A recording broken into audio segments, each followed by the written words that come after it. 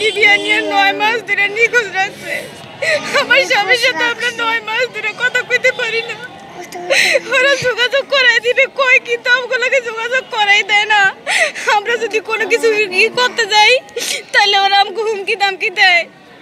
ওরা টাকা পয়সা দিয়ে ওরা বুঝবে, আমাদের তো টাকা পয়সা নাই, সব শেষ করে বলাইছি। আমার হাজবেন্ডে দিয়ে দিবে এই কথা বলাইয়া বলছে যে টাকা পয়সা দাও, তোমার হাজবেন্ডে দিয়ে দিবে। সব কিছু বাড়ি ভিটা সব কিছু বিক্রি করে দিছি আমরা।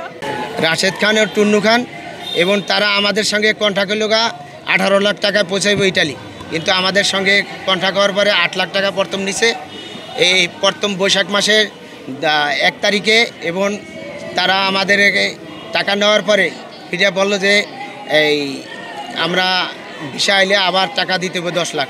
তখন ভিসার কথা বলছে মতনে, তখন আর আমাদের ছেলে আর কোনো নেওয়ার পরে ইটালি নেওয়ার কথা কইয়া লিবিয়ানে পৌঁছাইয়া লিবিয়া থেকে আমাদের ছেলেকে আবার মুক্তিপণ দাবি করছে মতনে আমরা 10-15 লাখ টাকা দাবি করছে। আমরা তারপরে আমি 20 শতক জমিন দলিল করে দিছি। তারপরে লাস্ট 20 শতক জমিন দেওয়ার পরে মাসের 22 তারিখে এবং আমাদের সঙ্গে লাস্ট কথা হয়েছে, আর কথা বলতে পারেনি। আজকে 9 মাস পর্যন্ত হয়েছে। আমার সন্তান নিচে রাহেদ খান টুন্নু খান, এখন সন্তান এই লিবিতে নেওয়ার কথা লিবিয়া নিয়ে রাখছে।